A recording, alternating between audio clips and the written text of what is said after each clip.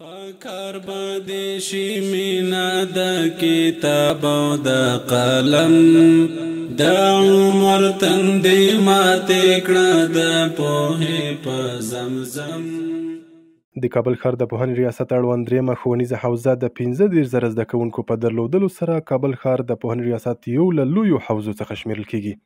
د دې حوزې د چارواکو په وینا په درېیمه ښوونیزه حوزه کې 950 ښوونځیو کې 15,000 زده کوونکي په زده کړو بوخت دي چې تدریسي چارې یې د 1000 تنه ښوونکو لخوا پر مخ وړل کیږي. د درېیمې ښوونیزې حوزې امیر مفتي صفي الله قاضي زاده وایي چې د اسلامي امارات تر بیا واکمنېدو راپدې خوا د دې حوزې په ښوونیز بهیر کې مثبت بدلون رامنځته شوی او د شاګردانو په باره کې لکه موږ داسې پروګرامونه جوړ کړی دی چې وخت د یو صنف بل صنف سره مقایسې وي، بیا یو مکتب بل مکتب سره مقایسه وي.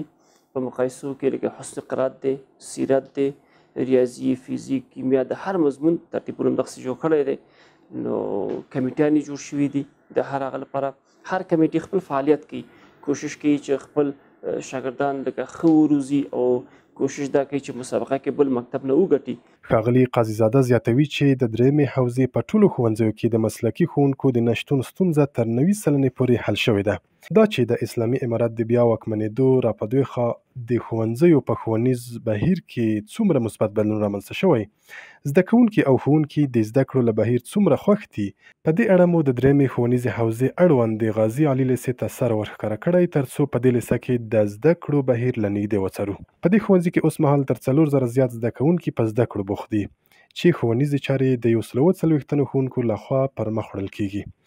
د غازي علي لیسې مدیر قاری شفیق الله وایي په دې ښوونځي کې تر پخوا نظم او دیسیپلین ډیر ښه شوی.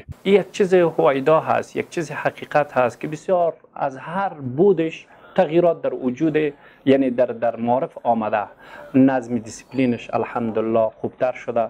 شاگردا فقط هدفشان درس است و به درس خود میاین و بیبندباری گپا نیست که الحمدلله و مصروف تدریس و مصروف درس خود هستند و ما هم از هر بودی تلاش داریم که شاگردای خود به قله‌های موفقیت برسانیم. هغه زیاتوي چې د دې ښوونځي د تدریس د کیفیت په موخه لا هڅې روانې دي.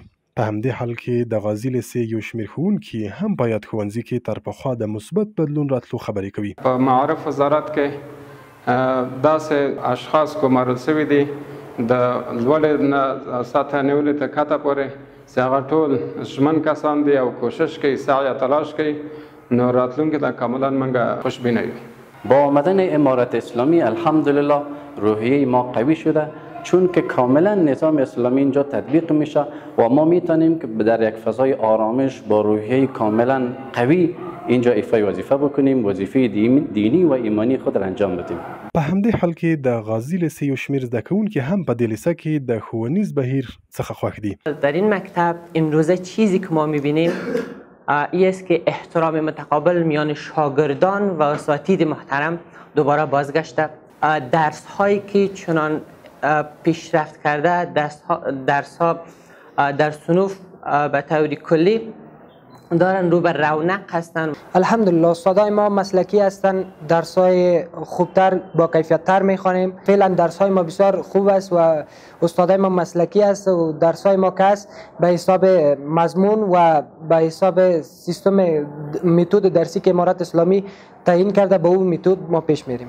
د یادونې وړ ده چې په ټول هیواد کې د اسلامي امارات تر بیا واکمنېدو راپدې خوا د ژوندانه په بېلابېلو برخو کې په ځانګړې توګه د پوهنیز نظام په وده او کیفیت کې مثبت بدلون رامنځته شوی او د پوهنې وزارت چارواکي ټینګار کوي چې په هیواد کې د دیني او عصري علومو زده کړې وده او پراختیا د دوی له لومړیتوبونو څخه دي چې په دې برخه کې به له هیڅ راز هڅو او کوښښ مخ ونړوي. پکار باندې شي مینا د کتاب او د قلم د